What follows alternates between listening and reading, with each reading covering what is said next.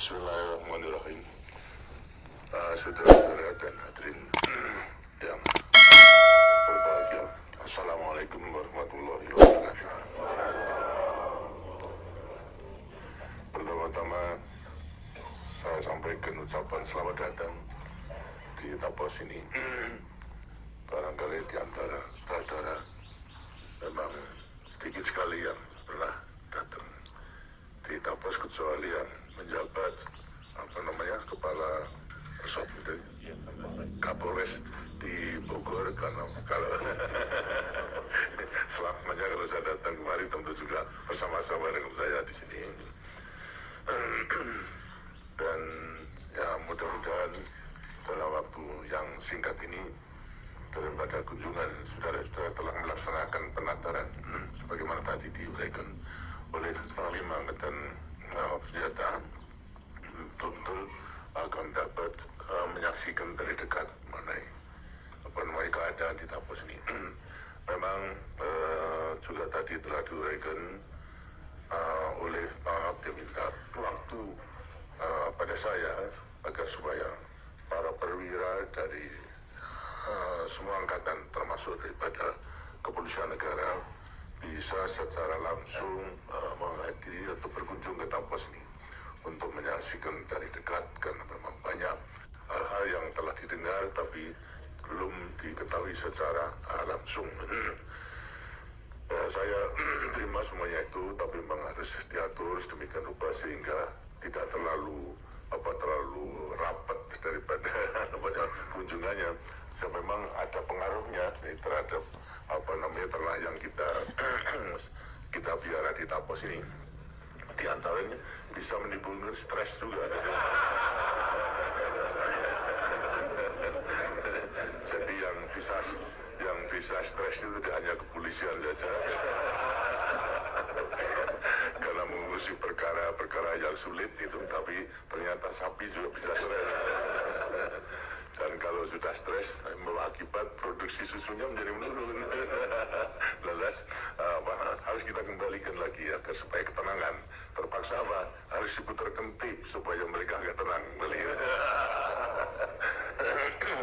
Dan mudah-mudahan bulan nanti dengan menyaksikan dengan mata kepala sendiri akan dapat menilai keadaan.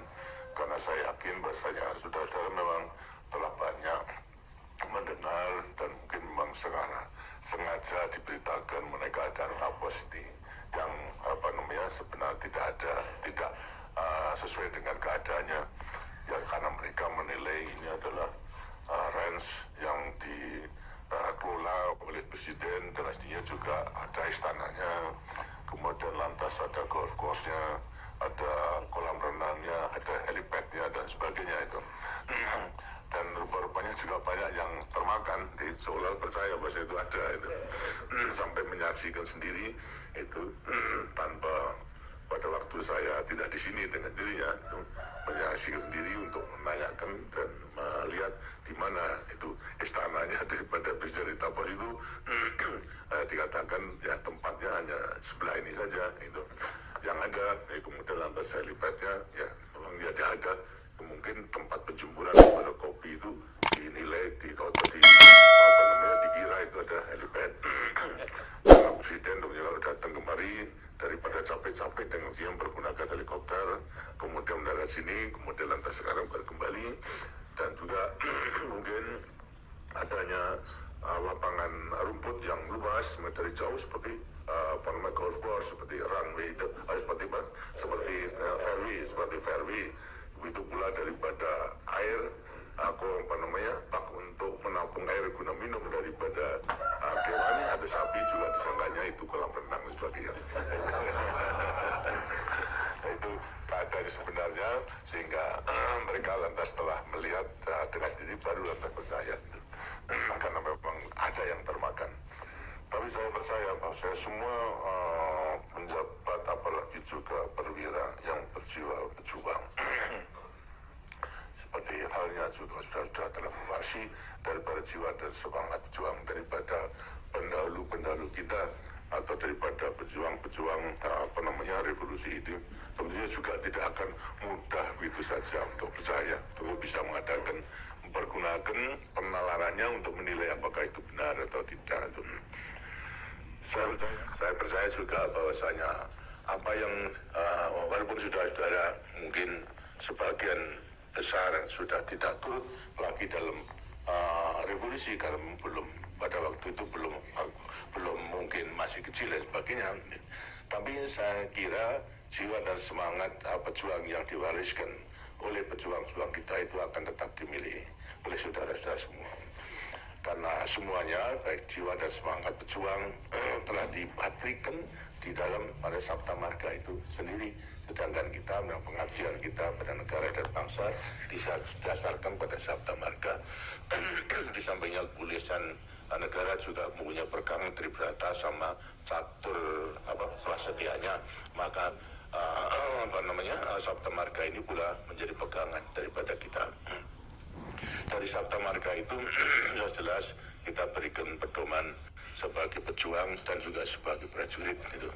Jadi walaupun kita artinya daripada generasi yang datang tidak langsung ikut berjuang dalam revolusi, tapi yang penting adalah mewarisi dan kemudian lantas mengabadikan daripada jiwa dan semangat daripada jiwa perjuangan yang dipatrikan kepada Sabta Marga itu.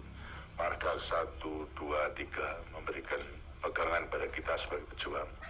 Malas Marga 4 sampai kepada 5 menjadi pegangan kita sebagai prajurit itu. Kalau kita camkan benar-benar bahwasanya dalam pada Marga 1 kalau tidak keliru adalah yang saya mengakui kami warga negara kesatuan Republik Indonesia yang bersendikan Pancasila. Sebenar-benar kita itu mengakui sendi daripada kehidupan negara adalah Pancasila. Dan juga marga kedua adalah mengakui kami patriot Indonesia, pendukung serta pembela ideologi negara. Jadi yang tidak mengenal menyerah. Jadi dengan demikian kita sebagai patriot jelas itu setiap saat, setiap waktu harus membela ideologi negara. Kemudian lantas menunjukkan marga ketiga adalah kami Satria Indonesia bertakwa kepada Tuhan Yang Maha Esa serta membela kebenaran dan kejujuran. Ini saya kira sebagai pegangan daripada kita sebagai pejuang. Dan kemudian marga 4 sampai kepada 7 adalah sebagai prajurit. Karena itulah kita menempatkan diri sebagai pejuang prajurit dan prajurit berjuang. Khususnya terhadap negara dan bangsa. Ya, negara dan bangsa negara Pancasila dan bangsa Indonesia yang memang juga bertekad untuk mempertahankan daripada negara yang berdasarkan Pancasila ini. Hanya masalahnya sekarang kita memang perlu harus juga untuk menghilangkan daripada keraguan-keraguan kita Pancasila sebagai sendi negara, kemudian juga sebagai ideologi daripada bangsa. Kemudian juga kita gunakan sebagai pandangan hidup kita, pandangan hidup bangsa Indonesia dalam kehidupan bernegara, berbangsa dan juga bermasyarakat. Sekarang tinggal Pancasila yang mana yang harus kita terima, kita akui sebagai sendi negara, kemudian sebagai ideologi daripada bangsa ini.